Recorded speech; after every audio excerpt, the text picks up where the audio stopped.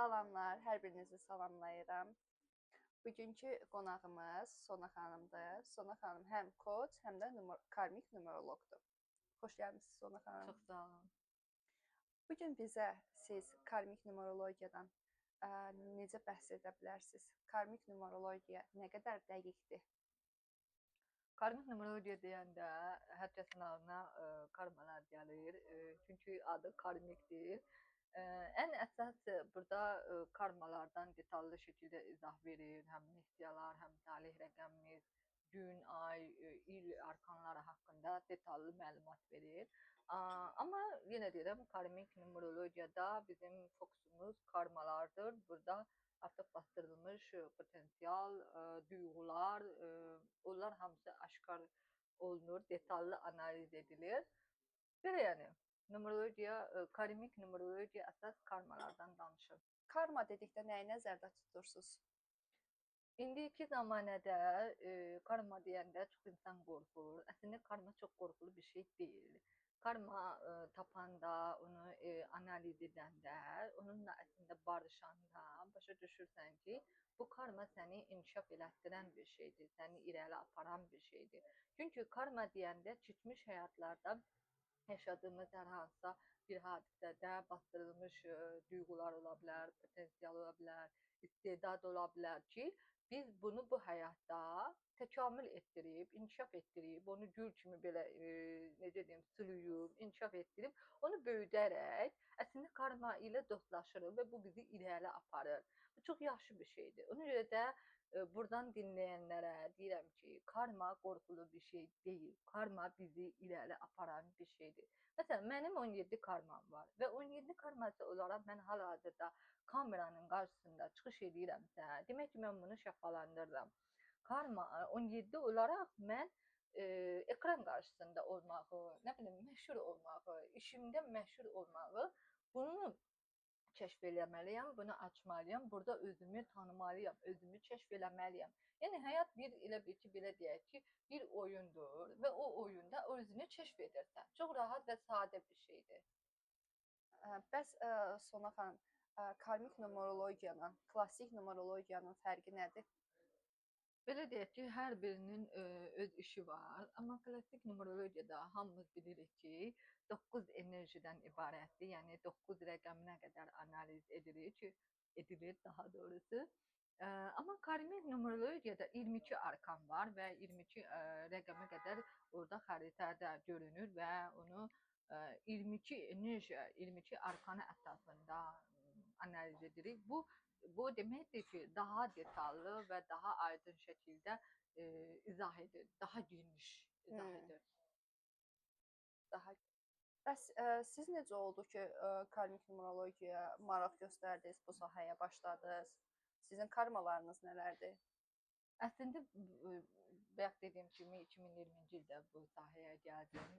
Hər kəs bu ildə inkişaf eləməyə başladı, bir oyanış yaşadı. Məndə də 2020-ci ildə oldu. Bu sahəyə gələndən sonra düzdür, çox inkişaf oldu, çox fərqindəliklər yaşadım.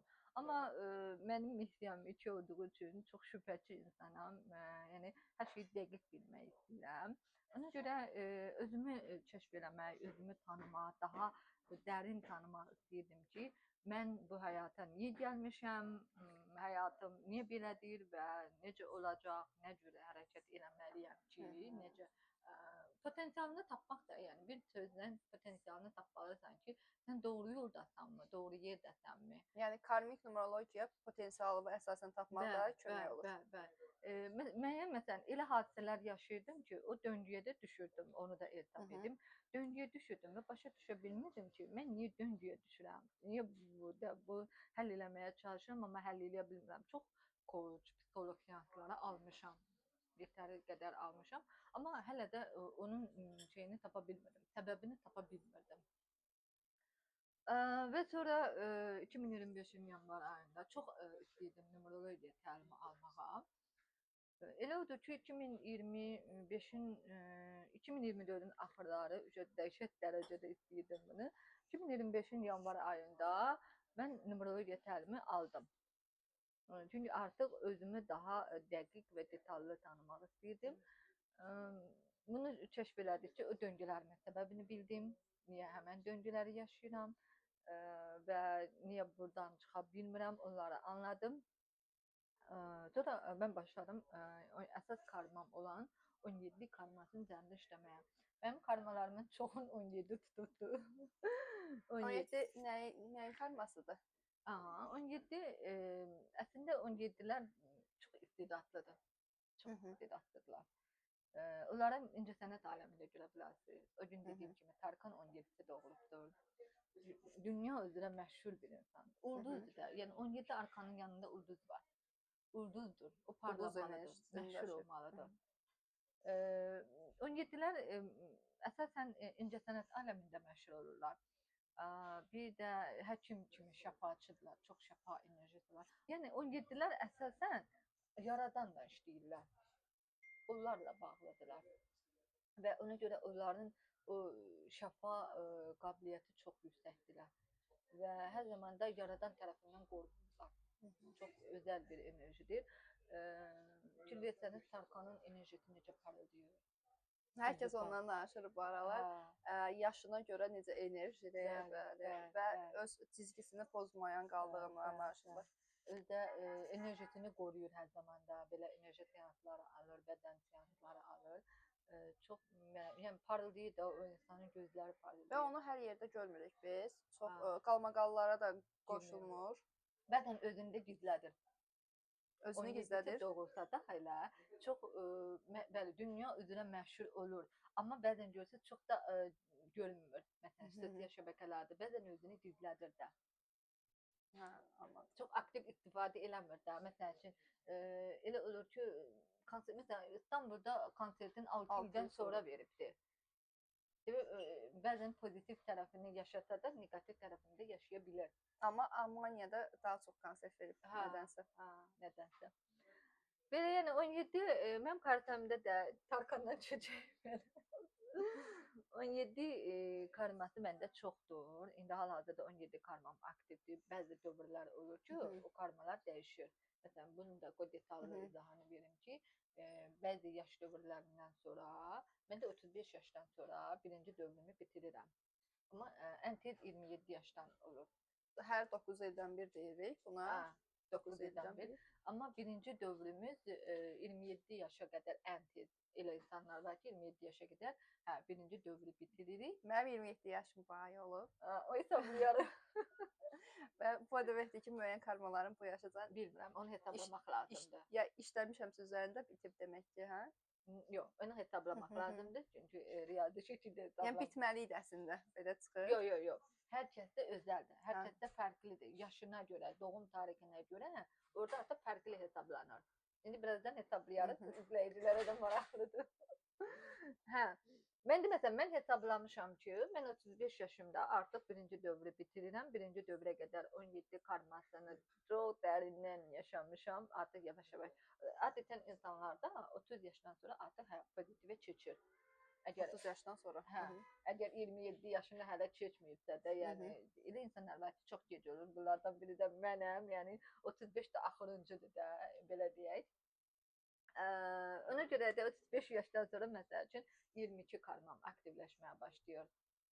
Və bir şey də vurğulayım ki, 17 karmasını əgər mən bu 35 yaşa qədər şəfalandırmasam, həll eləməsəm, bunu təkamüldən keçirməsəm, onda mən 35 yaşdan sonra da 17 karmamı keçirmiş oluram. Həm 17 ilə, həm də 22 ilə işləməli olacaq. 22? Çünki bundan sonra 22 karmam gəlir. 17-dən sonra 22 karması. 35-dən sonra 22 karmam gəlir və ona görə bu karmik numerologiya analizini əldə edin ki, indiki karmanız nədir və sonraki karmalarınız nədir, onları həll edəsiniz, həyatdakı o istəklərinizə, məqsədlərinizə də çata biləsiniz. Bəs bir insanın neçədən karması olur ya da fərqli özəldirmi hər kəsə? Bəli, elə insanlarda olur ki, çox karma olur. 7-8 olur. Demək ki, bu insanın bu həyatda işləməli olduğu əsas karmalardır. Karmalar çoxdur. Mənim azdır, amma əsas karmam da 17-dir hələ. Çoxdur, yəni 22-dən sonra yenə 17. Göstərərəm birazdan.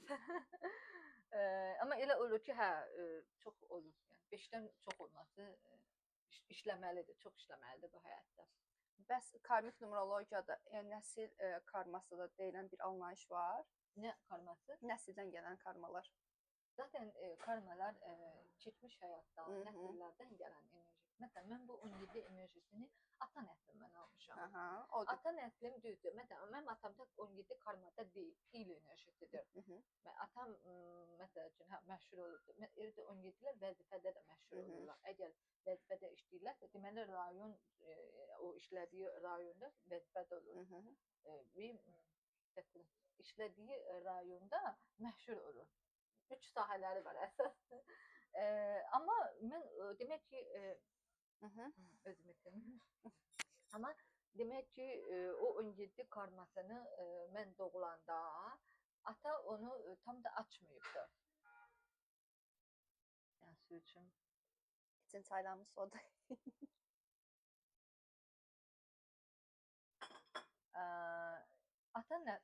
Bu enerjini ata nəslindən almışam. Demək ki, keçmiş həyatlarımda nəsildə kimsə bu enerjini bastırıbdır və mən bu enerjini, bu parlama, bu məşhurluğu, şəfaçılıq enerjilərini nəsildə bunu həll edən bir qadın kimi bu dünyaya göz açmışam, belə deyək.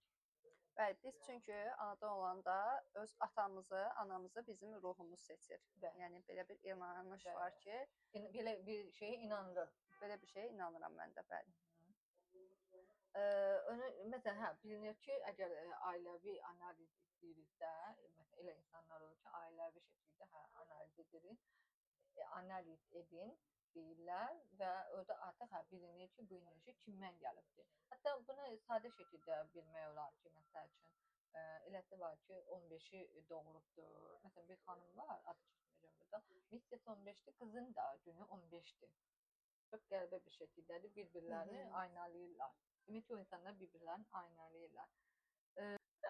Deyim ki, yaxşı, karmik analizdə münasibətlərlə bağlı nələri analiz edə bilərsiniz?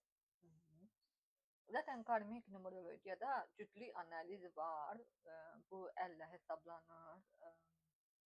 Oradaki analiz edilen, çıxan, hesaplanan, toplanan, burada çıxılan rəqəmdən biz artıq cütlük analizi edirik. Bu cütlükdə nələr ola bilər və yaxud da nələri dəyişməlidir, hansı mövzular üzərində işləməlidir. Bunlar niyə bu həyata gəliblər, birlikdə, yəni bu həyatı sürürlər, belə deyək. Amma belə hər iki insanın xəritəsinə baxanda bəzən elə olur ki, birinin karması, birinin missiyasıdır və yaxud da gün enerjisidir. Demək ki, bu karmada, axı karmada bastırılmış bir enerjidirsə, demək ki, zədəlidir. Onu sarmalıdır, sağaltmalıdır, belə deyək. Və o zədəli enerjili olan insan bu insandan qidalanır. Və gəlir göstərir ki, əslində bir arkanı belədir də. Bir enerjisi tutaq ki, məsəl üçün bir karması olan qadın bir enerjili olan kişi ilə evlənir. Kişi çox ünsiyyətçil olur, çox məcara dolu olur, çox aktiv olur, çox nə bilim natiq olur, belə deyək. Və onu gəlir qıza göstərir. Ümumiyyətlə, özünüzdə nəyə bastırırsınızsa, nəyə qəbul eləmirsinizsə, gəlib qarşınıza partnyor şəklində çıxır. Bax, bu karmadır, yəni o bastırdıqlarınız gəlir üzümüzə çıxır. Aynalayır yəni sizə. Və elə insanlar var ki, məsələn, münasibət qura bilmir, evlənə bilmir. Yəni, bunlar da onların karmasında görünür. Bəli, görünür. Məsələn, elə insan var ki, evlənə bilmir. Təklikdən qorxur, amma tək qalmağı da seçir. Bu daha çox 9-larda olur. Sosiallaşmırlar. Bəyək dediyim xanımlar, 9-dur. O sosiallaşmağı görsə sevmir. Amma onda 6 da olmalıdır. Karmada da bilmirəm, amma 6 da var onda. Belə, məsələn, 6 karması olanlar var ki, onlar da evlənməkdə çətinlik çəkirlər. 6 məsəl üçün sevgi enerjisidir, sevgililər, partnyor enerjisidir, sosiallaşma, ünsiyyət qurma, zövq, estetika, altına çox zövqlüdür, çox estetika. Məsələn, mən bir 6 olaraq zövqlü məkanlar ürəyim gedir, çox sevirəm. Dadlı yemək olsa da mütləq zövqlü yemək olmalıdır. zövqlü geyim, zövqlü hər şeydə, yəni estetikanı sevirlər. Komandada işləməyi, tərəfdaş olmağı, partnyor, yanında mütləq partnyor olsun istəyir. Təması sevir. Neqativ olanlar təması sevmir. Ə, Altı, yəni altı münasibət enerjisi. Amma o karmada olanda bəli, biraz çətin olur. Amma elə karması olanlar var ki, evlənə bilirlər. Demək ki, o özlərində işləyibdir, inkişaf edib ki, o evlənə bilir. Və altılar da mütləq öz ürəyinin səsini dinləyərək evlənməlidir. Çünki altılarda bəzən elə problem olur ki, özləri seçə bilmirlər, qərarsız qalırlar partnyorda. Və o partnyor seçimində valideynlərə yükləyirlər, belə deyək. Yəni bunu istəmədən edirlər. Bəzən düzdür, elə insanlar var ki, məcburi evlənirlər, deyirlər ki, məni məcburi verdilər. Amma bu sizin enerjinizin bir tərəfindədir, xərclənizin bir tərəfindədir və bunu şuuraltı olaraq, dərin, şuurlu yox, şuuraltı olaraq dərində artıq bunu qərar verə bilmirsiniz, seçim edə bilmirsiniz, o məsuliyyətin altına girmək istəmirsiniz və bu məsuliyyəti başqalarına ötürmüş olursunuz. Ona görə altını inkişaf etdirmək lazımdır və ən əsas proqramları bilirsiniz nədir? Rədd edilmək, seçilmək, coach olaraq. Ona görə deyirəm ki, yəni coachingdə biz bunu Ədilə xanımdan daha yaxşı bilirik. Rədd edilmək, seçilməmək və sevilməmək, dəyərsizlik. Başqa nə deyə bilərəm? Yəni altıların bir altı olaraq bunları yaşamışam. Altıların əsas proqramı budur. Bu arada sizin də altınız Bizdə də var. Hə. Və mənə maraqlıdır, siz məsələn hər insanı analiz edirsinizmi? Hər gördüyünüz insan sizə məsələn rəqəmlər kimi mi görünür? Ya da hər rəfiqələrinizlə söhbət edəndə məsələn mütləq rəqəmlərdən bəhs edirsiniz? Bunu hər mühitdə danışmaq məncə düzgün deyil. Çünki insanları tədirgin edə bilər ki, yəni məni kimsə analiz edir ki, bir analiz olunmasını istəmir. Etik də deyil məncə, düzgün deyil. Düzdür, əvvəl təzə praktika eləyəndə çox danışırdım bu rəqəmlərdən, amma hər mühitdə yox danışmıram. Belə fərqindəliyi olan insanlarla, inkişaf etmiş insanlarla bunu danışıram. Çünki başa düşürmən nə demək istəyirəm, soruşursa əgər həm də mütləq şəkildə soruşursa ki, mən necə biləyəm, özünü tanımaq istəyirsə əgər, hə, onda danışıram. Amma belə həm də hər insanı analiz etmək mənim də enerjimi yorur. Çünki o insanın dərindən analiz edirsən, onun alanına, onun enerji sahəsinə girirsən və artıq onu hiss eləməyə başlayırsan. Və hər analizdə bunu deyim ki, fərqli olur. Çox fərqli olur. Çünki eyni gündə doğulan insanların belə eyni gün, ay, doğum tarixi olan insanlar çünki fərqli mühitdə böyüdürlər. Fərqli insanlarla böyüdürlər. O da şərtdir.